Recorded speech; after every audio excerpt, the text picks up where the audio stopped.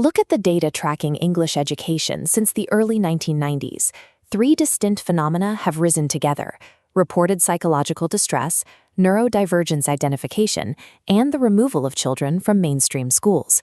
The public conversation usually hits a stalemate between two individualizing theories.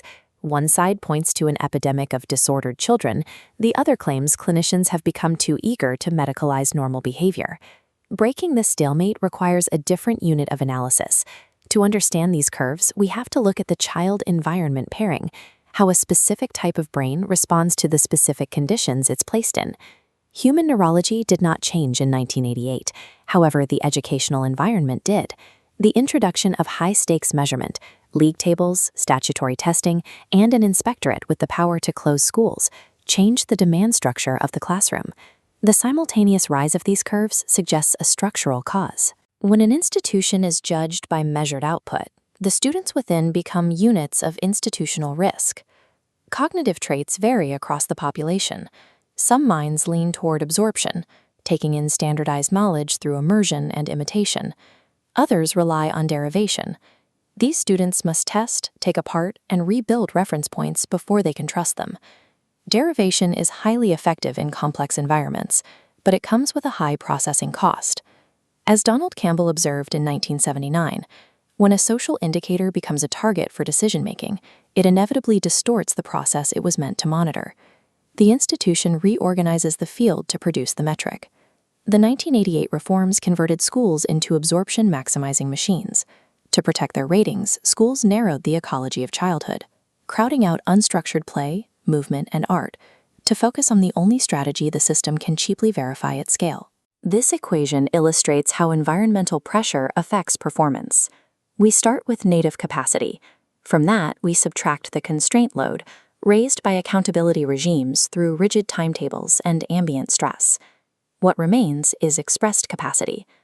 The apparatus records this reduced output as a property of the child, rather than the pressure. The system generates the very deficits it claims to be diagnosing. In this environment, diagnosis functions as a currency. Medical labels are the only lever parents or teachers can use to bypass rigid metrics and secure the resources or adjustments a child needs to survive the system. When the transaction of diagnosis fails, schools rely on a discharge route. Removing students whose poor fit threatens the school's aggregate data allows the institution to protect its denominator and its survival. This creates a bidirectional loop.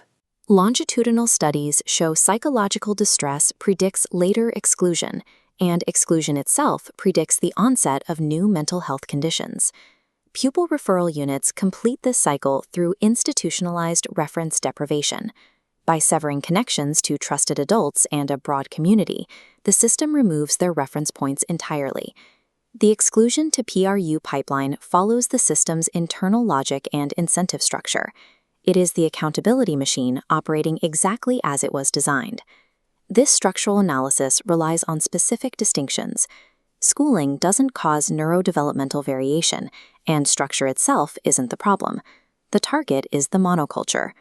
Biological sensitivity to context suggests that the children most responsive to their environment do worst in adverse conditions, yet they also possess the highest potential for growth. This is vantage sensitivity. The children currently being routed out of mainstream schools are often the same individuals who show the most exceptional response to supportive conditions. They are orchids being treated as weeds. Reported distress, rising diagnoses, and record exclusions are the measured outputs of the accountability apparatus. The distress in the young is a signal of an environment that has moved too far from the conditions our nervous systems are calibrated for. When a bird collapses in a coal mine, the miners read the event as a property of the air. It signals a failure of the environment, not a defect in the bird. Resolving this crisis requires assessing the mine rather than medicating the canary. We must reform the system that produces the risk, not just the children who signal it.